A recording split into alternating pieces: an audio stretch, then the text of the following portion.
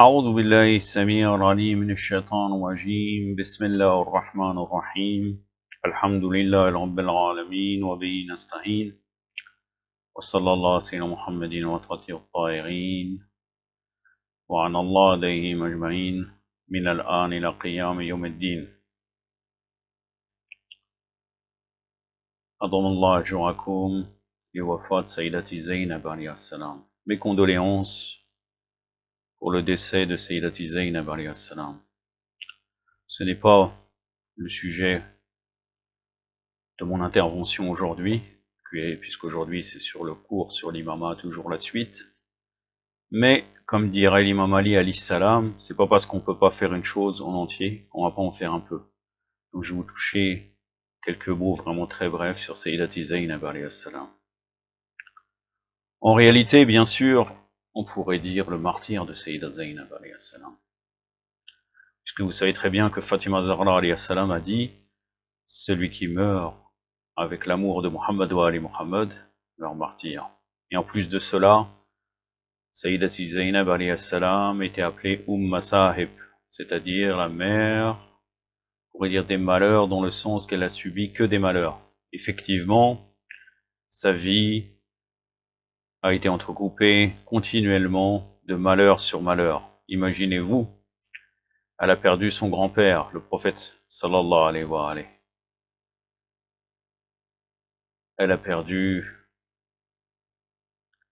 sa mère Fatima Zahra alayhi salam. Vous savez très bien que le prophète Mohammed sallallahu alayhi wa alayhi, il a été empoisonné par les deux maudites, Aïcha et Hafsa.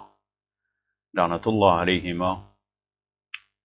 Elle a perdu Fatima Zahra alayhi salam, sa mère, martyrisée par Omar ibn Sahaq, La'natullah alayhi. Puis, ses deux frères, Al-Hassan et Al-Hussein, l'imam Hassan alayhi salam, tué par la maudite, son épouse, la femme qui le Muawiyah lui avait dit, tu vas épouser mon fils Yazid, et donc elle a empoisonné son mari. La preuve d'Allah sur terre, l'imam Hassan al-Mushtaba. Donc, on continue, elle a perdu encore son frère Al-Hussein alayhi salam, l'imam Al-Hussein alayhi salam, tué dans les conditions les pires qui existent dans toute l'humanité, à Karbala. Puis vous savez très bien ce qui s'est passé par la suite, après le martyre de l'imam Hussein alayhi salam. Donc toute la vie de Sayyidati Zaynab alayhi salam a été marquée par la douleur et les séparations d'avec toute sa famille. Imaginez-vous, elle a vu les Al-Kissa, les gens du manteau, tous assassinés. Car vous savez très bien que dans la hiérarchie qui a été créée par Allah Azzawajal, les imams alayhi salam et Al-Kissa sont bien sûr supérieurs. Donc imaginez-vous cette perte et cette grandeur, puisque Sayyidati Zaynab bien sûr avait la connaissance suprême de la valeur des imams alayhi salam et du prophète sallallahu alayhi wa alayhi. Je pense que j'en ai terminé avec cela, c'est suffisant, et je pense assez éloquent de comprendre cela, de voir qui Sayyidati Zaynab alayhi salam a perdu. Inna lillahi wa raji'un. Nous arrivons dans le cours de Al-Kafi, le tome 3, Kitab al-Hujja, chapitre 101. Une vidéo que j'ai appelée Toute vérité qui est parmi les gens n'est que des imams alayhi salam. Dans ce chapitre, il y a 6 hadiths. Je vais vous en citer 5. Le hadith numéro 2. Un groupe de nos compagnons chiites ont rapporté cet hadith d'Ahmed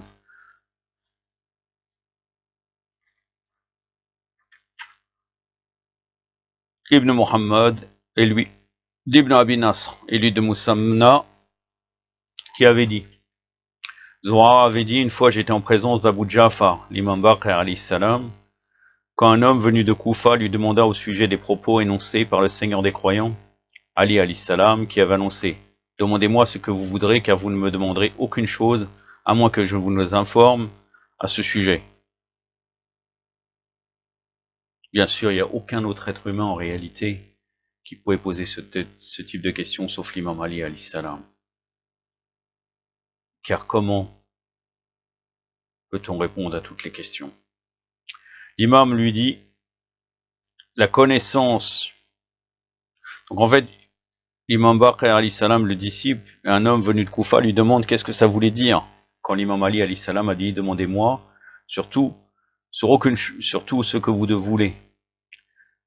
Donc l'imam Baqir alayhi salam lui dit, la connaissance d'aucune personne ne réside avec elle, à moins qu'elle n'ait été provenue du Seigneur des croyants, Ali alayhi salam. Que les gens aillent où qu'ils veulent, mais par Allah, cette affaire ne réside nulle part excepté ici. Et à ce moment-là, il désigna sa demeure. Donc toute science véridique vient des imams alayhi salam. Le hadith numéro 3, un groupe de nos compagnons chiites ont rapporté cet hadith d'Ahmed ibn Muhammad, et lui d'El-Warsha, et lui de Salaba ibn Maymoun, qui avait dit, Abu Maryam avait dit Abu Ja'far, c'est-à-dire l'imam Baqir alayhi salam, avait dit une fois Salama ibn al-Kuhayl et Hakam ibn Utayba. C'était deux savants qui venaient des Mukhalifin. Salama était Zaïdiya, donc de la secte des Zaïdites, et Hakam faisait partie aussi des savants des Mukhalifin. Donc l'imam Baqir alayhi salam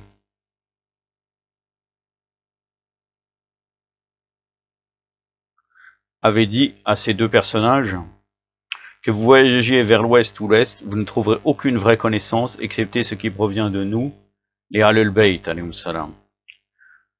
Le hadith numéro 4, Mohammed ibn Yahya a rapporté, c'est le hadith d'Ahmed ibn Muhammad, et lui d'Hussein ibn Saïd, et lui de Nasr ibn Zuwayd, et lui de Yahya al-Halabi, et lui de Mu'ala ibn al-Husman, qui avait dit, Abu Basir, avait déclaré, en parlant de l'imam Baqir alayhi salam, il m'avait déclaré, Hakam ibn Utayba est de ceux au sujet desquels Allah a annoncé, parmi les gens, il y a les hypocrites qui disent nous croyons en Allah, et au jour dernier, tandis qu'en fait, ils n'y croient pas. Surat al-Baqarah, le verset numéro 8.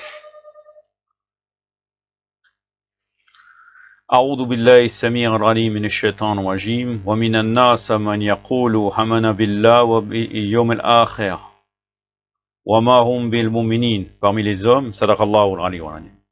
Parmi les hommes, certains disent nous croyons en Allah et au jour du jugement dernier alors qu'ils ne sont pas croyants. Donc, l'imam Baqir alayhi salam, il dit que Hakam ibn Utayba fait partie de ces gens qui sont concernés par ce verset. Donc c'est des hypocrites. En vérité, ils ne croient pas. Ils sont déterminés comme quoi ils disent nous croyons en Allah et au jour dernier, mais en fait ils ne croient pas. Donc ils sont dénoncés par l'imam Baqir à travers le verset coranique. Hakam pourrait voyager à l'est ou à l'ouest, mais par Allah, il ne pourra parvenir à aucune connaissance, excepté à travers les Ahlul Bayt, alayhim salam, pour lesquels l'archange Gabriel descendait, Jibril alayhi salam descendait sur terre.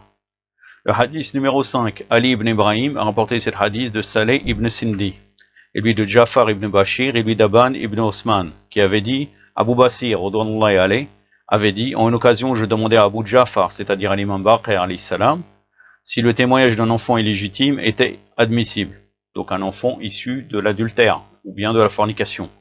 Il répondit non. Je dis à Hakam ibn Utayba, prétend autrement. Je lui dis, ô Allah, ne pardonne donc guère son péché. En effet, Allah n'a point annoncé ce verset pour Hakam. C'est certainement un rappel pour toi et ton peuple. Surat al-Zukhruf, donc la sourate de l'ornement, le verset 44. La sourate Zukhruf est présentement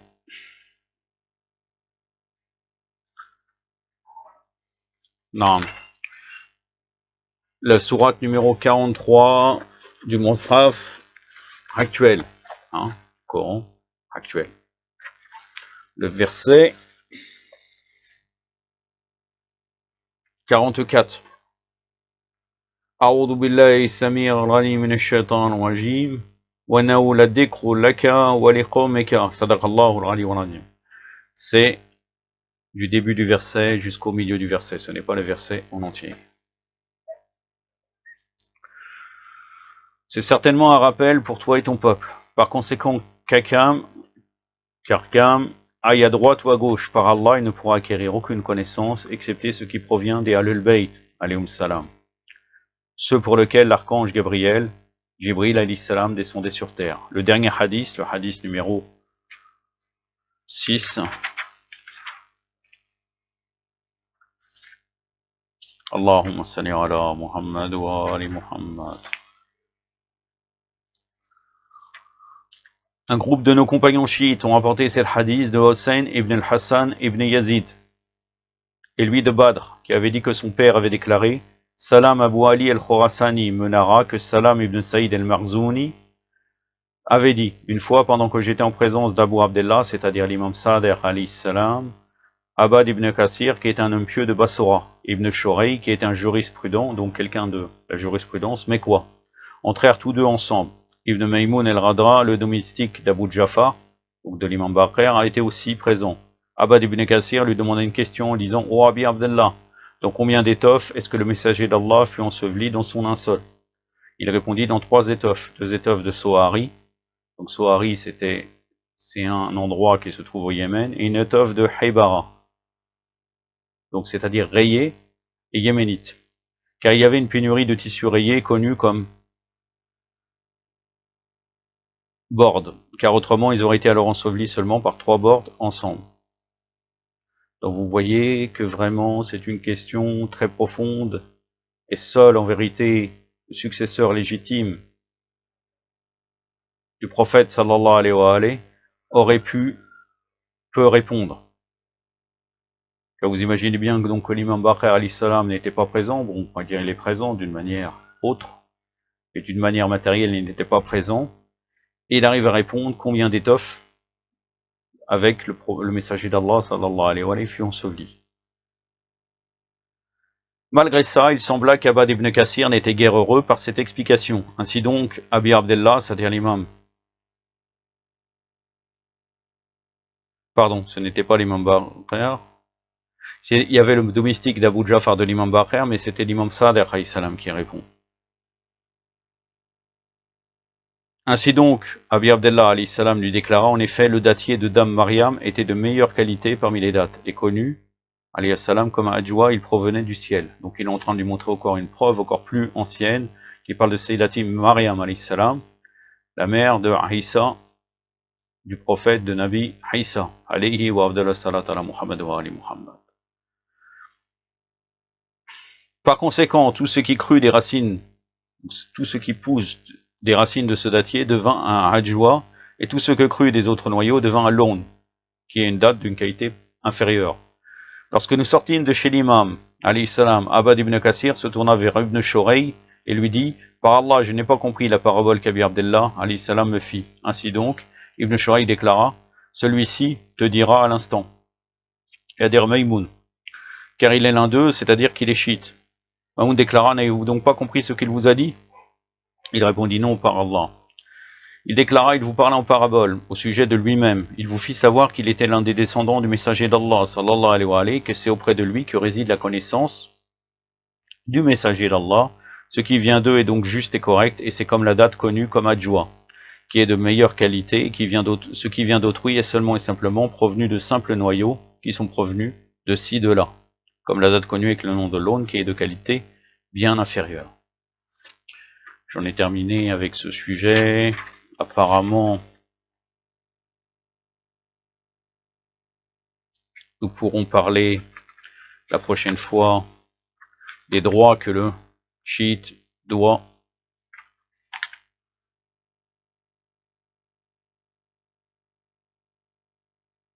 les droits que les imams ont sur nous, alayhum salam. Puis, la terre appartient à l'imam, et normalement, j'aurai fini avec ce sujet, le sujet de la connaissance de l'imam, et on parachèvera à travers cela les cours concernés de Hawza sur la croyance. Après, éventuellement, peut-être, on verra si ça touchera à des sujets de croyance aussi. Je vais peut-être parler de l'imam Mahdi Hassan al-Faraja. Est-ce que je le mettrai dans des cours où on pourrait considérer le Hawza? Je verrai suivant ce que je vais traiter. Et c'est fort possible que tous ces cours de croyance ont été terminés. Après, vous pouvez revenir sur les livres de croyance qui vous parleront de la résurrection, car je n'ai pas traité de ce sujet. Mais la grosse partie, la plus importante, vous savez très bien que c'est la connaissance de l'imam, de l'hujja. C'est une connaissance nécessaire en période, et la meilleure connaissance en période d'occultation. J'en arrive au mémorial des justes, le récit numéro 60 du tome 1, la requête du Messie, donc c'est sur le Messie, Isa ibn Maryam, alayhi salam. Isa dit à ses apôtres, j'ai une requête à vous adresser si vous me promettez d'y consentir. Nous obéissons à tout ce que tu ordonnes, répondirent les apôtres. Isa se leva donc et se mit à leur laver les pieds à chacun. Les apôtres en ressentaient de la gêne, mais ayant promis d'accepter sa requête, ils s'y plièrent. Isa leur lava les pieds à tous. Lorsqu'il eut fini, les apôtres lui dirent, tu es celui qui nous instruit. Il convenait que ce soit nous qui lavons tes pieds et non toi les nôtres. C'est-à-dire par rapport à la hiérarchie naturelle et spirituelle. Isa leur dit, j'ai fait cela pour vous faire comprendre que celui qui est savant est le plus digne parmi les hommes de se charger de servir les gens. Oui, le véritable savant est le serviteur de tous les gens. J'ai fait cela pour faire acte d'humilité et pour vous enseigner la leçon de modestie, pour que lorsqu'après moi vous prendrez en charge l'instruction et la guidance des hommes, vous fassiez de votre voix et de votre méthode un témoignage d'humilité et un service à la création. La sagesse croit fondamentalement sur le terrain de l'humilité et non sur celui de l'orgueil. De la même façon que les plantes croissent sur la terre tendre des plaines plutôt que sur la dure terre des montagnes. J'en ai terminé avec cela.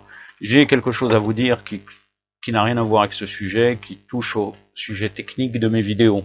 Vous avez constaté que j'ai fait un petit générique d'introduction avant mes vidéos.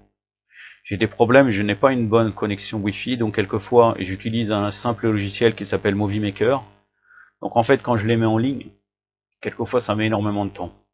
Donc c'est pour ça que quelquefois, là par exemple, nous sommes arrivés à 17 minutes et j'ai d'autres choses à faire dans la journée, c'est juste c'est pas quelque chose qui est intéressant pour vous, mais je vous le dis comme ça vous voyez, parce que quelquefois vous voyez des vidéos qui sont récentes avec un générique et quelquefois non. Donc quand vous ne voyez pas de générique, c'est parce que je l'ai mis rapidement en ligne,